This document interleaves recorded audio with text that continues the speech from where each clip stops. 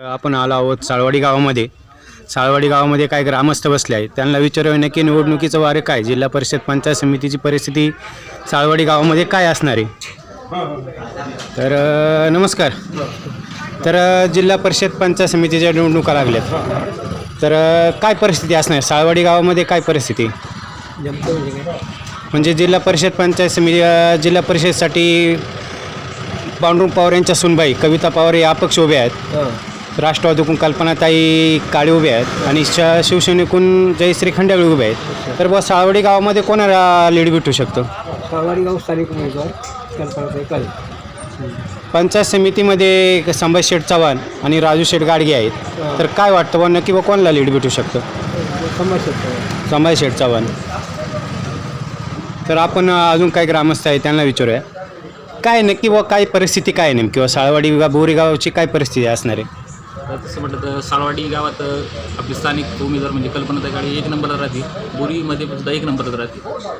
आणि इकडं आजूबाजूला गेलं थोडं इकडं तिकडं होणार, माऊली शेठ चालणार, पुढं पांडुरंग पवार साहेब चालणार, असं होणार थोडं. साळवाडी बोरी गावामध्ये पांडुरंग पवार साहेबांची कामं आहेत का. हा इथं साळवाडीसुद्धा आहे का म्हणजे आणि बोरीसुद्धा म्हणजे थोडं लोकांना आता नवीन उमेदवार थोडी परिस्थिती दिली पाहिजे, त्यामुळे कल्पनाताई म्हणजे साळवाडी का बोरी गावामध्ये कल्पनाताई काळे यांना आणि संभाजी शेठ चव्हाण यांना आघाडी भेटू शकते.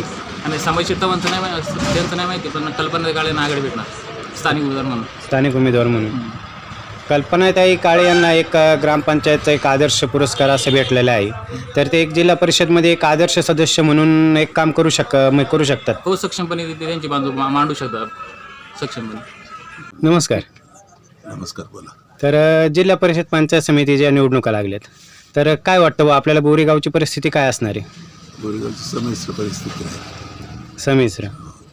अच्छा, म्हणजे तसं मग बोरी गाव नक्की बा कोणाच्या पाठीशी असू शकते जास्त करून. नाही सांगता येत, आता काय लोक हुशार झाल्यात, कशी मतदान करतील काय सांगता येत. पंचायत समितीमध्ये राष्ट्रवादीकडून संभाजी शेठ चव्हाण आणि शिवसेनेकडून राजू शेठ गाडगे आहे, तर पंचायत समितीची काय नक्की परिस्थिती काय असू शकते, कोणाला लीड भेटू शकतं.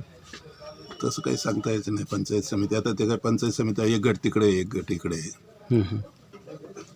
नाही, पण आपल्याकडून राजू शेठ गाडगे आणि संभाजी शेठ चव्हाण बोरी गटाकडून दोन्ही तुल्यबळ उमेदवार आहेत. प्रत्येक गावात कसं चालतं त्याच्यावर अवलंबून आहे. म्हणजे नक्की 9 तारखेलाच कळेल की नक्की नक्की काय होईल ते.